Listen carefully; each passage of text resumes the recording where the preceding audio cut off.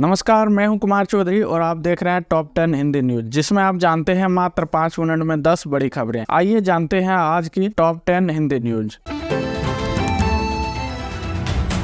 दोस्तों, लोकसभा 2024 के चुनाव समाप्त हो चुका है और अब उसका एग्जिट पोल निकल रहा है। सभी एग्जिट पोल में एनडीए को बढ़त दिखाई दे रहा है। फिर से एक बार नरेंद्र मोदी की सरकार एग्जिट पोल में बनते हुए दिख रहा है। अगर एग्जिट पोल की बात करें तो जन की बात एग्जिट पोल में लोकसभा चुनाव 2024 में एनडीए को 362 से 392 सीटें, विपक्षी गठबंधन इंडिया ब्लॉक को 141 से 161 सीटें, जबकि अन्य को 10 से 20 सीटें मिलने के अनुमान लगाए गए हैं।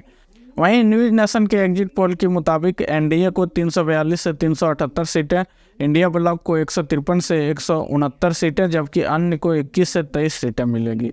रिपब्लिक PMARQ के एग्जिट पोल में एनडीए को 359 सीटें, जबकि इंडिया ब्लॉक को 154 सीटें और अन्य को 30 सीटें मिलने के अनुमान लगाए गए हैं। मैट्रिज एग्जिट पोल के मुताबिक एनडीए को 353 से 368 सीटें, इंडिया गठबंधन को 118 से 133 सीटें और अन्य को 43 से 48 सीटें मिलेगी। ABP वोटर ने अपने एग्जिट पोल में एनडीए को 353 से 383 सीटें, इंडिया ब्लॉक को 152 से 182 सीटें, जबकि अन्य को 4 से 12 सीटें मिलने के अनुमान लगाए हैं। इंडिया टीवी CNX के एग्जिट पोल में एनडीए को 371 से 401 सीटें, इंडिया ब्लॉक को 109 से 139 सीटें, जबकि अन्य को 28 से 38 सीटें मिलने के अनुमान लगाए हैं। न्यूज 24 टुडे चाणक्य ने एनडीए को 385 से 415 सीटें, इंडिया ब्लॉक को 96 से 118 सीटें, जबकि अन्य को 27 से 45 सीटें मिलने का अनुमान लगाया है।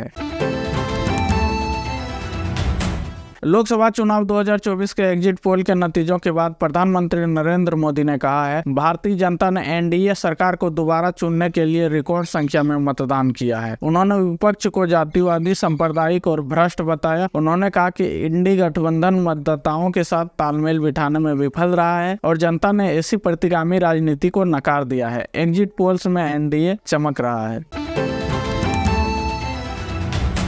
ब्लूमबर्ग बिलियनियर्स इंडेक्स के मुताबिक रिलायंस इंडस्ट्रीज के चेयरमैन मुकेश अंबानी को पछाड़कर अडानी समूह के चेयरमैन गौतम अडानी एक बार फिर से सबसे अमीर भारतीय बन गए हैं। शुक्रवार को अडानी समूह की कंपनियों के शेयरों में उछाल के बाद गौतम अडानी ने यह उपलब्धि हासिल की है। अडानी की नेटवर्थ $111 बिलियन है, जबकि अंबानी का नेटवर्थ $109 बिलियन है।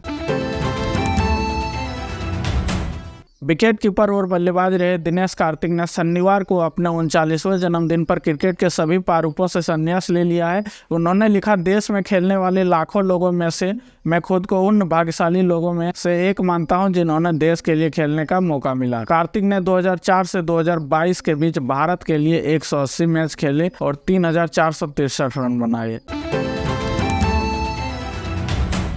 नई दिल्ली से आपके प्रत्याशी सोमनाथ भारती ने कई एग्जिट पोल्स में लोकसभा चुनाव 2024 में एनडीए को बहुमत मिलने के दावों के बाद एक्स पर लिखा है, अगर प्रधानमंत्री नरेंद्र मोदी तीसरी बार पीएम बनते हैं तो मैं सिर मुंडवा लूंगा। उन्होंने कहा 4 जून को सभी एग्जिट पोल गलत साबित होंगे। दिल्ली के सभी 7 सीटें इंडिया ब्लॉक को जाएगी। National payment of corporation of India NPCI के मुताबिक यूपीआई के जरिए मई 2024 में 20.45 लाख करोड़ के 14 अरब ट्रांजैक्शन किए गए हैं, जो कि अप्रैल 2016 में यूपीआई के लॉन्च के बाद से सर्वाधिक है। बकौल NPCI इससे पहले इस साल अप्रैल में 19.64 लाख करोड़ के 13.30 अरब ट्रांजैक्शन किए थे।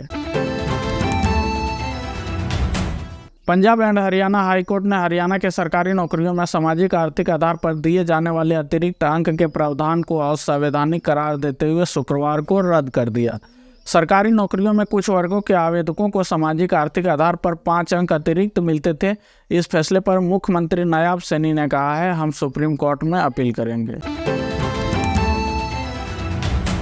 पाकिस्तान सरकार के वकील ने इस्लामाबाद हाई कोर्ट में पत्रकार व शायर अहमद फरहाद के अपहरण मामले की सुनवाई के दौरान POK यानी कि पाकिस्तान अधिकृत कश्मीर को विदेशी क्षेत्र बताया और कहा कि यह हमारे अधिकार क्षेत्र में नहीं है। वकील ने कहा कि अहमद को कोर्ट के सामने पेश नहीं किया जा सकता क्योंकि वह POK में पुलिस के हिरासत में है।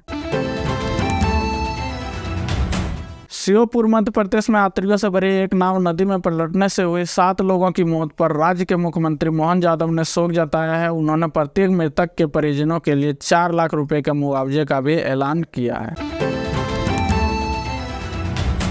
अरुणाचल प्रदेश और सिक्किम में विधानसभा चुनावों के लिए वोटों की गिनती जारी है। 60 विधानसभा सीटों वाले अरुणाचल प्रदेश में बीजेपी 10 सीटें पहले ही निर्विरोध जीत चुकी है। वहीं सिक्किम में 32 सीटों पर काउंटिंग हो रही है। यहां 19 अप्रैल को मतदान हुआ था। सिक्किम में कुल 79.88% मतदान हुआ था, जबकि अरुणाचल प्रदेश में 82.95% वोट डाले गए थे।